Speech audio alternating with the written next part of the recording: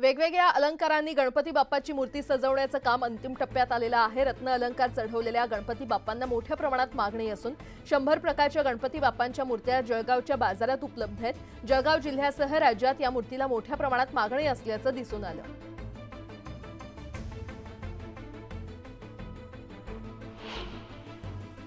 सोन्या चांदीच्या किमती बुधवारी घसरल्या। इंडिया बुलियन अँड ज्वेलर्स असोसिएशननुसार सोने प्रति तोळा 214 रुपयांनी घसरून 71,280 रुपयांवर आले। चांदी प्रति किलो 1,240 रुपयांनी घसरून 81,038 रुपयांवर आली आहे।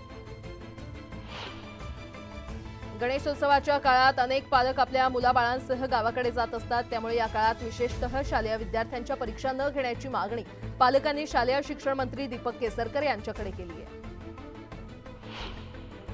गणेशोत्सवात मध्यभागातील वाहतूक कोंडी टाळण्यासाठी जड वाहनांना बंदी घालण्यात आलेली आहे। त्यानुसार 5 ते 18 सप्टेंबर या कालावधीत अवजड वाहनांना बंदी घालण्यात आली आहे। वाहन चालकांनी वाहतूक नियमांचं पालन करण्याचं आवाहन करण्यात आलेलं आहे। गणेश भक्तांसाठी मुंबईतून सोडलेली मोदी एक्सप्रेस मध्यरात्री 1च्या सुमारास कणकवली रेल्वे स्थानकात दाखल झाली। अतिशय सुंदर नियोजन आणि भोजनासह प्रत्येक चाकरमान्याची काळजी या मोदी एक्सप्रेसमध्ये घेण्यात आल्याचं प्रवाशांनी सांगितलं।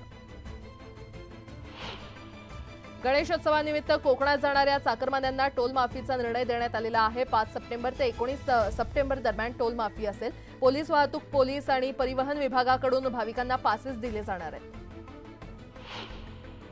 कशेडी घाटातील दुसरा बोगदा आजपासून वाहतुकीसाठी खुला करण्यात येणार आहे। गणेशोत्सवाच्या पार्श्वभूमीवर वाहतूक सुरू होणार असल्याची माहिती महामार्ग बांधकाम विभागानं दिली आहे। येत्या 19 सप्टेंबरपासून कोल्हापूर ते गोवा विमानसेवा सुरू होणार आहे। आठवड्यातील 2 दिवस ही विमानसेवा असेल। गोव्यासाठी थेट विमानसेवा सुरू झाल्यानं प्रवाशांना केवळ 20 ते 30 मिनिटात गोव्याला जाता येणार आहे।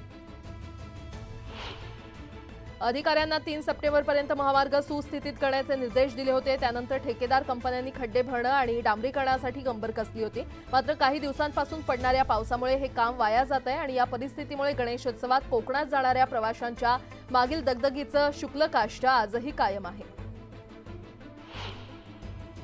लाडकी बहीण योजनेसाठी मुंबई आणि उपनगरात 1 सप्टेंबरपर्यंत 13 लाखांहून अधिक अर्ज प्राप्त झालेले आहेत। यामध्ये पहिल्या टप्प्यातील जवळपास 5,59,120 अर्ज तर दुसऱ्या टप्प्यातील 7,78,428 अर्जाचा समावेश आहे। महारेराची नवीन वेबसाईट महाकृती सुरू झालेली आहे। या वेबसाईटचा सर्वांना वापर करता यावा यासाठी मार्गदर्शक व्हिडिओज ऑनलाईन उपलब्ध करून देण्यात आलेले आहेत। यामार्फत 550 बिल्डर्स आणि 350 एजंट्सला महारेरानं वेबसाईट वापराचं ऑनलाईन प्रशिक्षण दिलंय। भारतात क्रेडिट कार्डचा वापर वाढलेला आहे। वाढती लोकप्रियता पाहता क्रेडिट कार्डाचा उद्योग 2028-29 पर्यंत दुप्पट होईल असा अंदाज आर्थिक क्षेत्रात कार्यरत असलेल्या PwC या संस्थेच्या अहवालात व्यक्त करण्यात आलाय। क्षयरोगाविरोधातील मोहिमेअंतर्गत राज्यात मुंबई वगळता विविध 40 ठिकाणी BCG लसीकरणाच्या चाचणीला सुरुवात करण्यात आलेली आहे। त्यात अवघ्या 2 दिवसात सुमारे 25,000 नागरिकांवर या लसीची चाचणी करण्यात आली आहे। मुंबई विद्यापीठात आता लिथुआनिया, स्लोवाकिया, रुमानिया आणि प्राचीन पर्शियातील प्राचीन संस्कृती आणि सभ्यतांचा अभ्यास केला जाणार आहे। मुंबई विद्यापीठात जागतिक संस्कृती आणि सभ्यता यावर विद्यापीठातील शिक्षकांसाठी अल्पकालीन अभ्यासक्रमाला सुरुवात करण्यात आलेली आहे।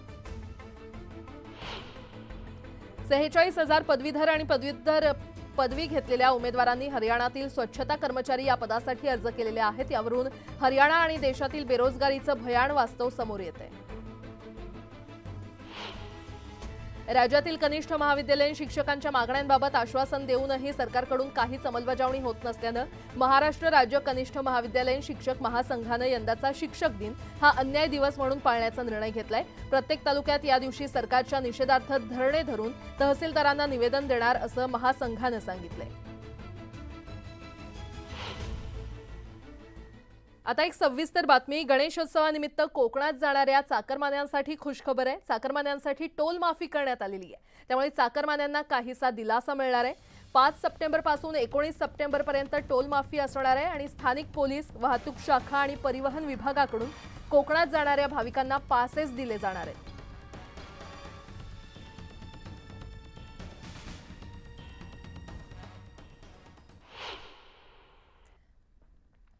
नाफेड आणि एनसीसीएफचा कांदा खुल्या बाजारात येताच लासलगाव बाजार समितीमध्ये कांद्याच्या दरात मोठी घसरण झाली आहे। कांद्याच्या दरात 700 रुपयांची घसरण झाल्याने कांदा उत्पादक शेतकऱ्यांमध्ये कमालीची नाराजी पसरली आहे।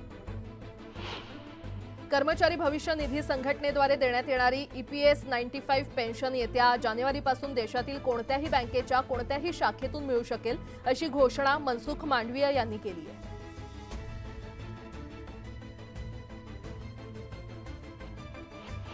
महावितरणाने राज्यातील कोट्यावधी वीज ग्राहकांसाठी ऑनलाईनद्वारे घर बसल्या एका क्लिकवर सर्व सेवा उपलब्ध करून दिलेल्या आहेत। आता मदतीसाठी ऊर्जा चॅटबॉट 24 तास महावितरणाच्या संकेतस्थळ आणि मोबाईल ॲपवर उपलब्ध करून देण्यात आल्याचं सांगण्यात आलंय। अत्याधुनिक रोबोट पद्धतीने त्याची कार्यपद्धती अवलंबण्यात आल्याचं सांगण्यात आलंय। राज्यातील सर्व अधिकारी आणि कर्मचाऱ्यांना केंद्र शासनाच्या निवृत्ती वेतन योजनेचा एक पर्याय निवडता येणार असल्याची माहिती मुख्यमंत्र्यांनी दिली आहे। नव्यानं जाहीर झालेल्या निवृत्ती वेतन योजना, राष्ट्रीय पेन्शन योजना आणि सुधारित निवृत्ती योजनांपैकी एका पर्यायाची निवड करण्याची संधी देण्यात येणार आहे। घाटकोपर होर्डिंग दुर्घटनेनंतर सर्वोच्च न्यायालयाच्या आदेशानुसार मध्य रेल्वेनं आपल्या हद्दीतील 18 जाहिरात होर्डिंग्जवर कारवाई केल्याची माहिती अधिकारातून उघड झाली आहे। त्यानुसार 4 महाकाय होर्डिंग्ज काढण्यात आलेले आहेत, तर 14 होर्डिंगची उंची कमी करण्यात आली आहे। वैद्यकीय शिक्षण विभागानं यंदापासून जीटी आणि कामा रुग्णालयाशी संलग्न नव्या 50 विद्यार्थी क्षमतेचं शासकीय वैद्यकीय महाविद्यालय सुरू केलंय। या महाविद्यालयात पहिल्याच फेरीमध्ये सर्व जागांवर प्रवेश झाले असून राज्यातील टॉपर विद्यार्थ्यांनी या महाविद्यालयाला पसंती दिल्याचं स्पष्ट झालंय। वैद्यकीय शाखेच्या आयुर्वेद, होमिओपॅथी आणि युनानी या अभ्यासक्रमांची प्रवेश प्रक्रिया आता सुरू झाली असून पहिल्या प्रवेश फेरीसाठी विद्यार्थ्यांना कॉलेजची पसंती 9 ते 11 सप्टेंबर दरम्यान नोंदवता येणार आहे। त्यानंतर 13 सप्टेंबरला गुणवत्ता यादी जाहीर केली जाईल। केंद्रीय प्रत्यक्ष कर बोर्डानं ई-वाद निवारण योजना 30 ऑगस्टपासून कार्यान्वित केलेली आहे। आयकर विषयक विवादांवर लवकरात लवकर तोडगा काढण्यासाठी सुरू करण्यात आलेल्या या योजनेत करदात्यांना ठोठावण्यात आलेल्या दंडाची रक्कम माफ केली जाऊ शकते। पंतप्रधान नरेंद्र मोदी 19 सप्टेंबरला नागपूरसह विदर्भ दौऱ्यावर येणार आहेत। प्रशासकीय यंत्रणेकडून मोदींच्या दौऱ्याची जोरदार तयारी करण्यात येते। मोदींच्या दौऱ्यानं भाजप विदर्भात प्रचाराचं रणशिंग फुंकण्याची शक्यता आहे।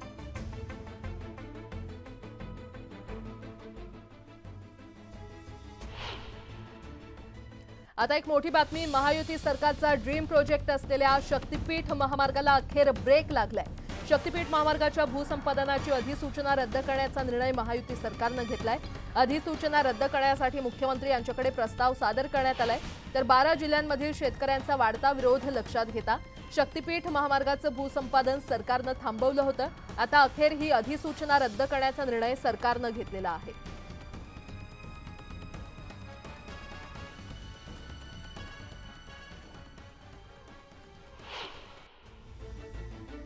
मुख्यमंत्री शिंदेंनी नुकसानग्रस्त शेतीचे पंचनामे करण्याचे आदेश दिलेले आहेत, त्यामुळे सरकार शेतकऱ्यांबाबत संवेदनशील आहे अशी प्रतिक्रिया केसरकर यांनी दिली आहे। मंत्री अब्दुल सत्तार यांनी काल रात्री मनोज जरांगे यांची अंतरवालीमध्ये जाऊन भेट घेतली। दोघांमध्ये सुमारे 3 तास चर्चा झाली आहे। एकमेकांवर आरोप करून शेतकऱ्यांकडे दुर्लक्ष केल्यास शेतकरी तुम्हाला दुर्लक्ष करेल असा इशारा यावेळी जरांगेंनी सरकारला दिला। लातूर जिल्ह्यातल्या निलंगा मतदारसंघात भाजपचे आमदार संभाजी पाटील निलंगेकर यांच्या जनसंवाद यात्रेची सांगता झाली। यावेळी संभाजी पाटील निलंगेकर यांनी थेट अमित देशमुखांना ओपन चॅलेंज दिलं। किती पैसे लावायचे तेवढे लावा, किती ताकद लावायची तेवढी लावा, माझे दुसरं रूप तुम्ही पाहिलं नाही असं निलंगेकर म्हटले। जळगावमध्ये खेलो इंडिया या केंद्र सरकारच्या उपक्रमाअंतर्गत कीर्ती क्रीडा महोत्सवाचं आयोजन करण्यात आलं होतं। केंद्रीय क्रीडा राज्यमंत्री रक्षा खडसे यांच्या हस्ते या महोत्सवाचं उद्घाटन करण्यात आलं। वाढत्या किमतींवर नियंत्रण ठेवण्यासाठी केंद्र सरकारनं दिल्ली NCRमध्ये 35 रुपये किलो दरानं कांद्याची विक्री सुरू केलेली आहे। मात्र दिल्लीतील इतर भागांमध्ये कांद्याला 60 रुपयांपेक्षा जास्त दर मिळतो।